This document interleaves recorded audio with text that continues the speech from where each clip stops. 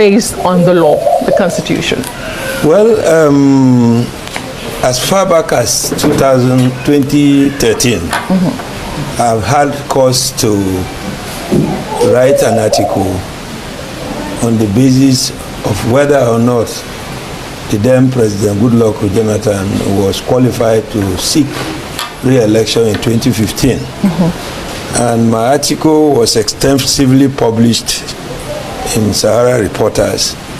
And my argument then was based on the decisions of the Supreme Court in the case of Marwa versus Nyarko, where the Supreme Court was emphatic that under the 1999 Constitution, a person can only be elected to the office of the governor or president for 2 terms of office of 4 years.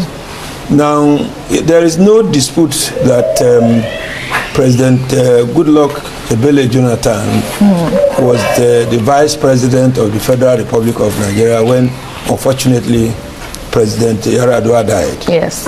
And he spent 2 years completing the tenure of office of President Umaru Musa Yar'Adua. Then, as of right, he got elected in his own right for a period of 4 years, which he spent. And from 2011 to 2015. 2011 to 2015. When he was seeking the re-election to contest the election for 2015, I was of the view, and I still hold that view tenaciously, that he was not qualified to run for that office on the basis of the Supreme Court decision that interpreted the provisions that a person is qualified, how many years a person is qualified to stay in office. And my argument was simple, devoid of any legalistic arguments rooted in legal confusion. Let's make the simple mathematics. Yeah. The 1999 Constitution was the Constitution under which President Umaru Yar'Adua and President Goodluck Jonathan contested election. And the Constitution says you cannot qualify to run for the office of the president except you nominate a person who is equally qualified to become president as your running mate. So President Goodluck Jonathan was nominated. He ran for the tenure office of the presidency with President Goodluck Jonathan. Unfortunately, President Yar'Adua died and he took over. So, as of today, under the 1999 Constitution, President Jonathan had spent 6 years in office. 2 years as president, serving the remainder of the tenure of the office occupied by late President Yar'Adua. 4 years in his right, making a cumulative years of 6 years. Now, if he runs for 2027 and he wins, question is, under what constitution did he run? 1999 Constitution. How many years has he served under that constitution? 6 years. 6 years plus 4 years, making a period of 10 years. That one will be contrary to the decisions of the Supreme Court that the time fixed by the Constitution for tenure of office is like the rock of Gibraltar that cannot be elongated and it cannot be moved. Okay. Secondly, before then, and to put paid to this what looks like constitutional ambiguity, the National Assembly came with the Fourth Alteration Act, and that Fourth Alteration Act was passed on the 7th of June 2018, and that is the Fourth Alteration Act that says expressly a person who was sworn in as president to complete the term for which another person was elected as president shall be elected to such office shall not be elected to such office for more than a single term. Yes. So, question is, did President Goodluck Jonathan complete the tenure of office of President Yar'Adua? Answer is yes. Did he win election for another single term under the 1999 Constitution? The answer is yes. Okay. Forget about the argument. That was more bad news for former President Goodluck Jonathan over his alleged bid to return to presidency in 2027, because the lawyer speaking there is a senior advocate of Nigeria, Jibrin Okutepa, who incidentally was one of the members, he was a member of the legal team of Peter Obi that challenged the election or the annex declaration of President Bola Ahmed Tinubu as the winner of the 2023 presidential election. And what he said there is more bad news for Jonathan and those who are pushing him. And he brought a new dimension again, and then give you the concluding part, which I have talked about before. But the dimension he brought out is another section of the 1999 Constitution, and made reference what the Supreme Court had ruled in the case of Marwa versus Nyarko, in which the Constitution was clear that no governor or president can be sworn in, can be in office more than 8 years maximum.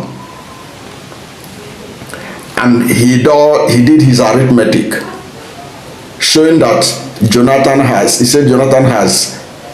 served for 6 years. But that's where I departed from him. Jonathan has not served, he wasn't president, has not been president for 6 years. But that can't save Jonathan, because mathematically, the way it's going, Jonathan is still out. He said that Jonathan has been that Yar'Adua, when Yar'Adua died, he replaced Yar'Adua for 2 years, then contested 2011 and served for 4 years, making 6 years.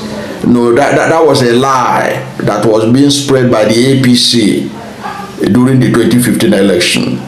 Jonathan was president for only 5 years and not 6 years.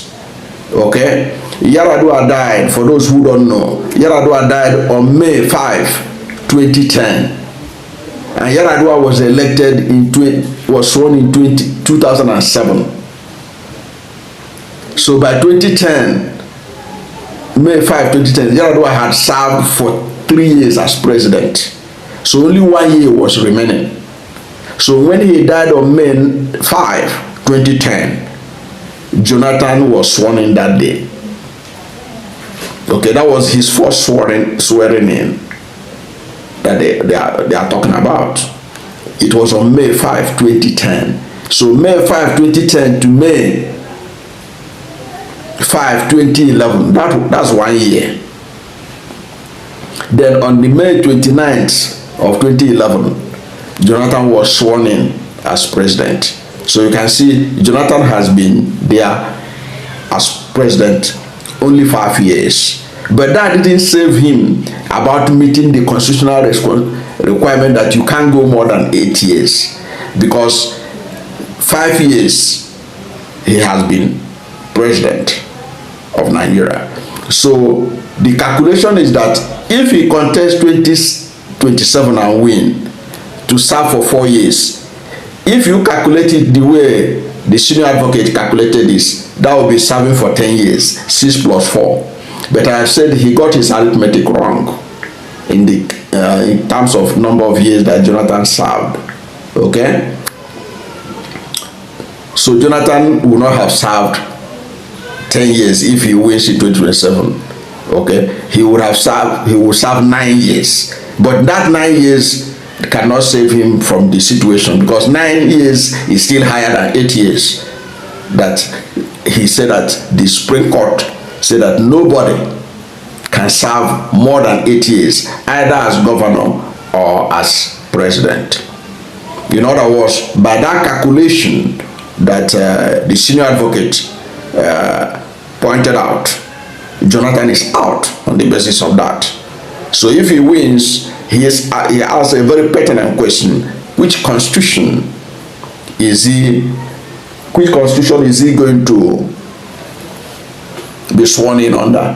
Because the constitution says nobody can be sworn in to serve more than 8 years as governor, more than 8 years as president. That puts him out. And he said that he raised this matter even before Jonathan contested in 2015. Okay? He raised this matter. But at that time they were doing wrong calculation. Like I said, that time they were doing it that he has served 6 years. He has served 6 years, but that was 5 years. Okay, but even at that, they still have a point at that time that if he had won and served, he would have served 9 years. Okay, but now that is an issue and the presidency has declared intention to challenge his eligibility to contest. This is another indication that the roadblock ahead for Jonathan is still building up. So based on what Jibrin Okutepa has just said, or you heard in that video, it means that Jonathan cannot be sworn in even if he wins. His being sworn in will be a violation of the Constitution.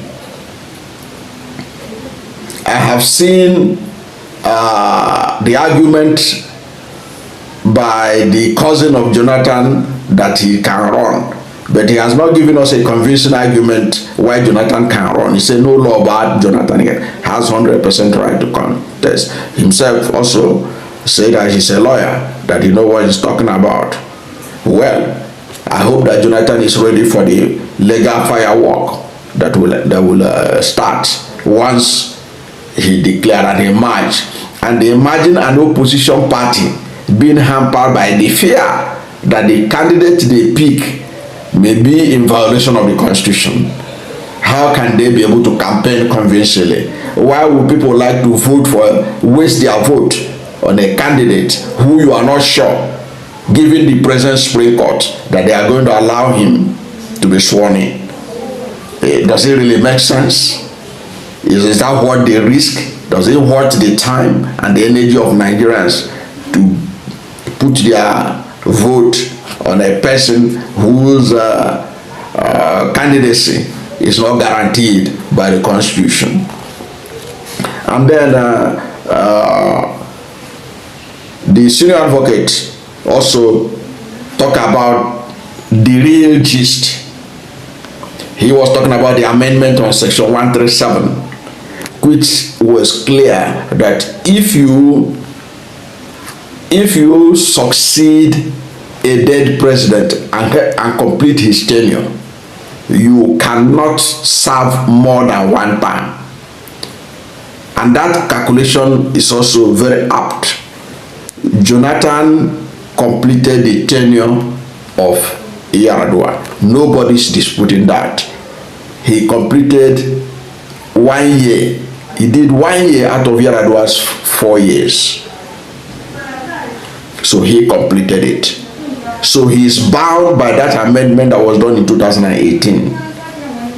Because after he completed Yar'Adua's, he served on his own mandate.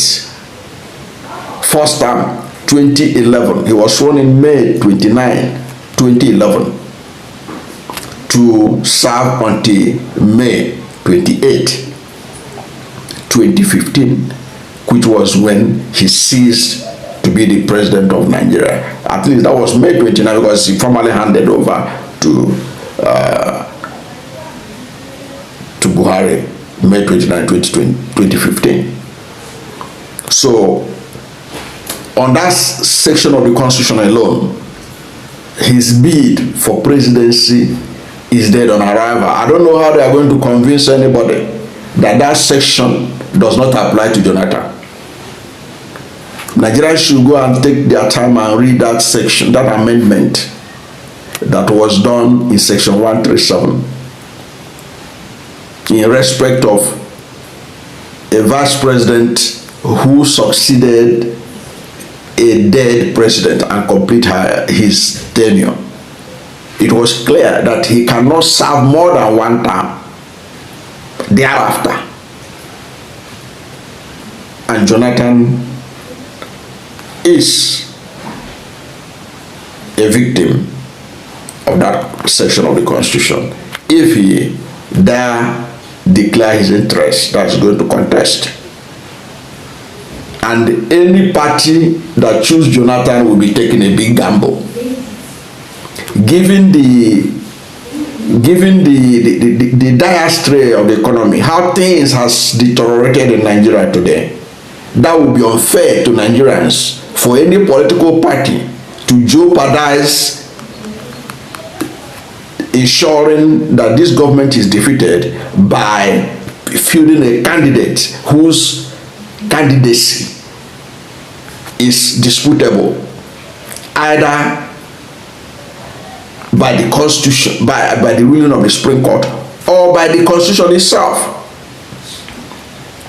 Because that amendment that was done in section 137 is the constitutional, is the new rule in Nigerian Constitution. That is the Constitution. That is this is above even the Supreme Court ruling. That once you completed the tenure, you are a vice president, you completed the tenure of a serving president, you can only serve one more term. After that, no more. That is what the law says. That is the Constitution of the Federal Republic of Nigeria as amended today. So if Jonathan disregard it and run, those who provide political platform for him to run are not only doing the service to their political party, they are doing the service to Nigerians who are fed up with what the APC have done, and they expected political parties to bring out those that has no legal bottlenecks that can stop them from defeating President Bola Ahmed Tinubu. So you now leave those who can be able to defeat Tinubu and then go and vote for somebody who you are not sure that this Constitution, this Supreme Court, this court, because the Constitution is clear. I don't know how they will interpret it. The cousin of, I think that's Zebola or so, that's, I hope I pronounce it well, the cousin of Jonathan, who is saying that no law can stop Jonathan. No, that section, or let's interpret to us what that section says, is different from whatever they have. I have read that section 137 on the disqualification of being president of Nigeria. It's there. Go and check it, look at it. That the amendment. So that was it. That was why Jibrin Okutepa, senior advocate of Nigeria, after making reference to the case of Marwa and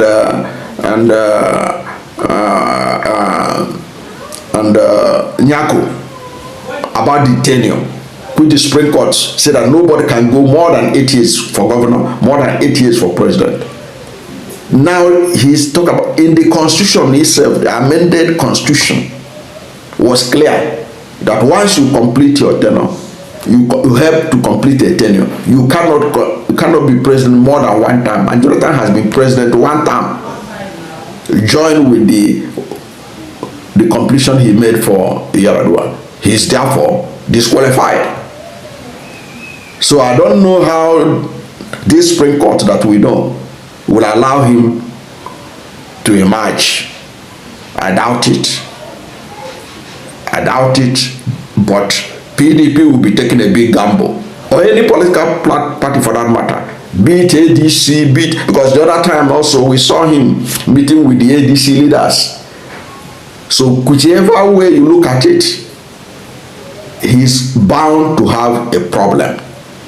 His candidacy is bound to have a challenge. And when you have a candidate whose candidacy will be challenged, why should Nigerian voters waste their vote on such a candidate? Not knowing whether he will be allowed to be sworn in. That's a terrible situation for any candidate to find himself, and that's the situation that Jonathan is. I think the best thing for him to keep away and not allow Nigerians to go and waste their votes on him.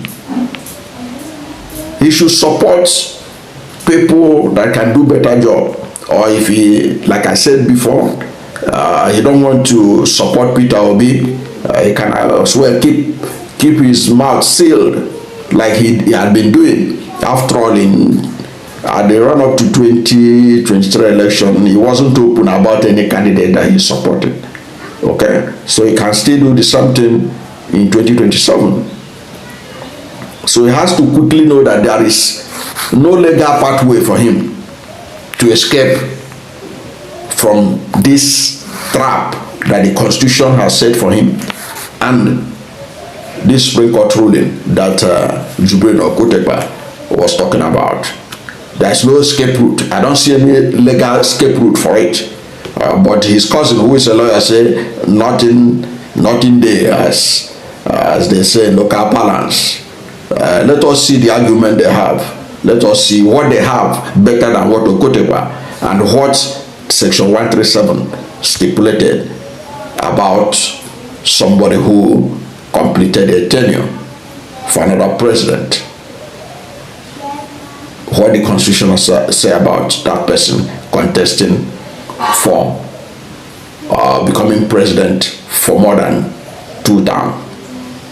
Let us see what they have to tell us. We are waiting for them, and we are going to talk about it in this channel. I don't know what you think about this. More facts that I imagine indicating that Jonathan is not qualified to contest in 2027, and if he does, and if they put him out, any party that put him out there is risking their mandate. And Nigerians who will vote for such a candidate will be literally wasting their votes. That kind of uncertainty is not necessary when every hand should be on deck on how to ensure that the APC does not return in 2027. Whatever is your position on this vexed issue, let's hear from you at the comment section. Thank you for watching this video, and if you are new to my channel, you have not yet subscribed to my channel, please subscribe to my channel, hit the subscription button, hit the notification bell. When you subscribe to my channel and hit the notification bell, anytime I have a new video, you'll be among the first to know. God bless you, and please don't forget to like this video, because when you like it, Google will rank it high and recommend it for more people. Thank you, and God bless you and yours.